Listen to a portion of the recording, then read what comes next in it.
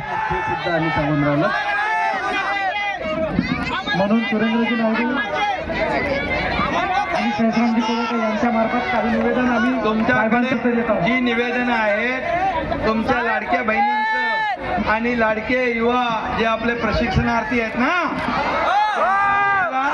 हे वाढवायचं आहे ना, मला लक्षात आहे ते. आणि नक्की आपलं सरकार तुमचंच आहे, लाडक्या बहिणींना तुम्हाला मी सांगतो या बाबतीमध्ये सरकार सकारात्मक आहे.